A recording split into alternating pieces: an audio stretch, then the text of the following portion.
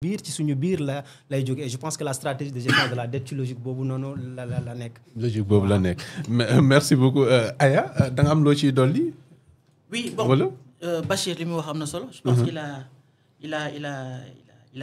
a dit les bons termes. maanaam lépp luy notion de solvabilité.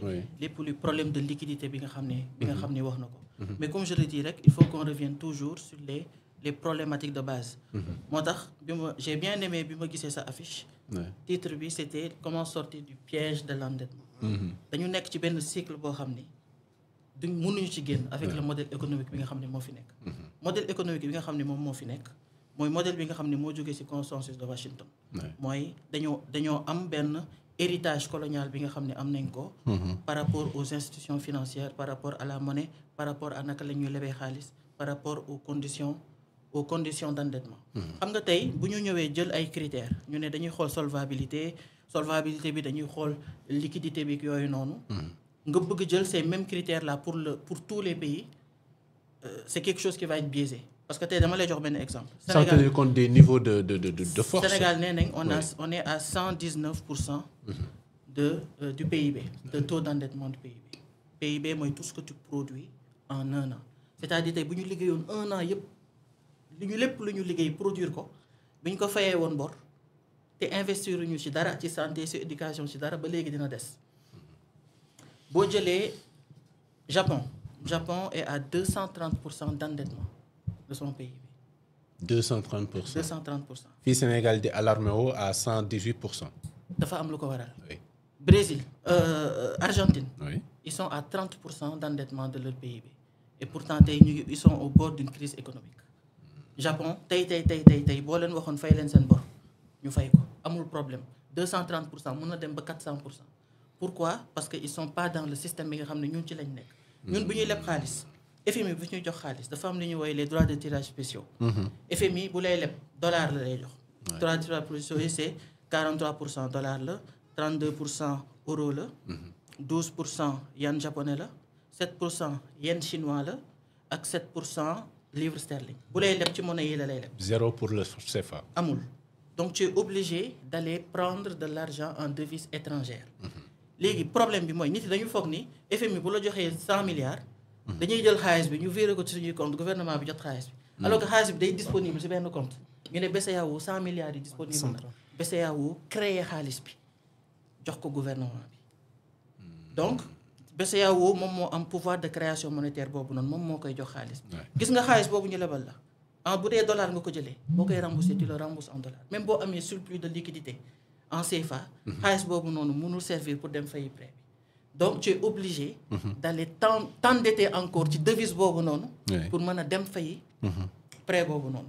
bokkut ak Japon wala yenn dëkk yi nga xam ne bu leen neexee am 500% d'endettement parce que ci seen monnaie la ñu endetté wu. bu ñu ko waxoon fay leen ko tey ils ont leur banque centrale propre ils ont leur monnaie ils peuvent créer la monnaie ils ont leur propre garantie et ils ont leur banque locale pour financer le développement. l'importance de la monnaie.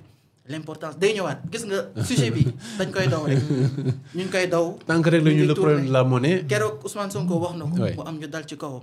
taaj na ñaari présidents yi wax leen ko. dañuy wiiri ñaari. c'est problème de monnaie. nu mu turati modèle économique bii nga xam ne ñun moom lañ ñu jox. xam nga dafa am en économie dafa am li ñuy woowee la théorie centrale donc moom dina ko xam. théorie centrale mooy lorsqu'une politique publique marche dans un pays. ça doit marcher dans un autre pays. logique peut-être quoi. France lu mu def ba génn ci problème économique boo ko indee Sénégal bu ñu ko defee dafa war a dox léegi mu am benn boroom xam-xam bu tudd Yann Saporo. muy wax ni loolu dafa am li ñuy woowee la pathologie du choix de variables dépendantes. maanaam boo jëlee li France def pour seen économie génn nga ñëw def ko Sénégal doxul. am na lu tax. mun nga jël exemple le fait que ñoom seen secteur lu ci bëri dafa formel ñun on est dans l'informel et cetera. donc on a hérité moo tax prix Nobel économie yi ne. les pays comme l'Afrique les pays africains qui sont sous-développés dañoo am ñaari problème dañoo hérité d'un système financier colonial. ba pare dañoo am problème de ressources humaines système colonial boobu noonu problème de monnaie bi ci la nekk. problème mu liquidité problème mu solvabilité yëpp ñu am système bi moo ñu ko jox parce que aujourd'hui si tu regardes la structure de la dette du Sénégal 60% de notre dette c'est en devise étrangère.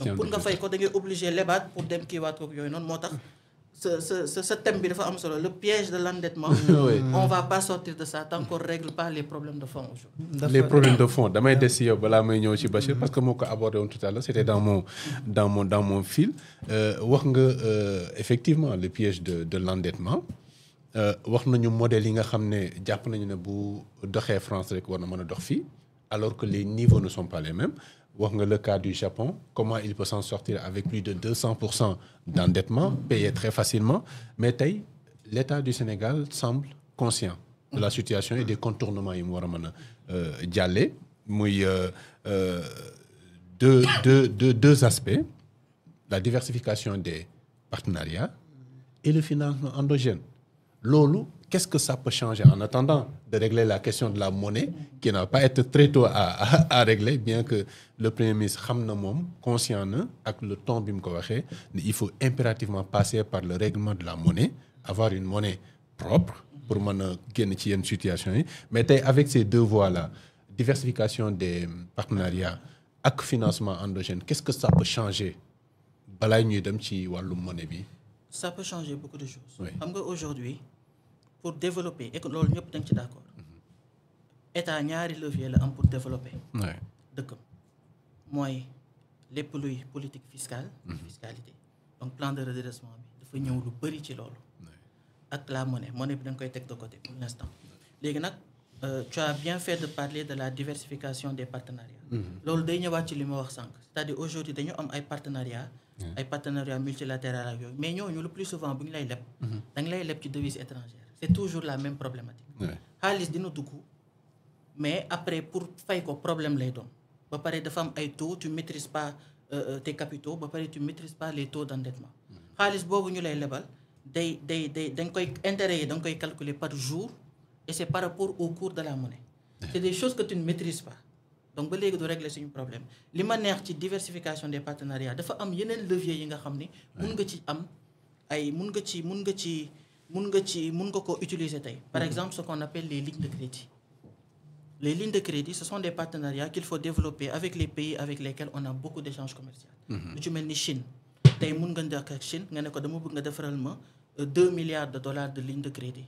si tel produit wala tel. ligne de crédit boo ko doon tekki si contexte bi nga expliqué nii noo ko mën a waxee ci wolof ba ñii ñuy seetaan mën ko comprendre. ci wolof ligne de crédit mooy alors ni ñuy waxee dotation ci wolof. non ligne de crédit mooy matériellement. boo ko doon expérimenté tey noo ko expliqué dafa mel ni nit am magasin. oui nga ñëw nga ne ko ci sa magasin bi. dama ci soxla daal valeur 1 million. oui. ordinateur valeur tant de millions. truc valeur tant de millions. d'accord mais ci monnaie moom. ok et comme dañoo am accord de partenariat.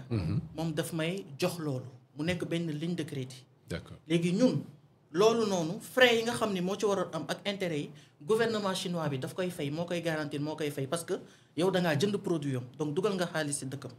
léegi ëllëg ñoom bu ñu soxlaa dara ci yow dañuy def lu ñuy woowee compensation. xeesu facilitation. xeesu facilitation. d'accord et tu as d'autres modèles yu mel noonu. ay modèles yi nga xam ni gars yi ils l'ont développé ils l'ont écrit. pour pouvoir échanger pour pouvoir avoir de l'argent sans forcément passer par ces mécanismes classiques d'endettement sur des devises étrangères. tey problème yi ñu am yëpp. mécanisme yooyu noonu moo ñu ko indil. d'accord alors.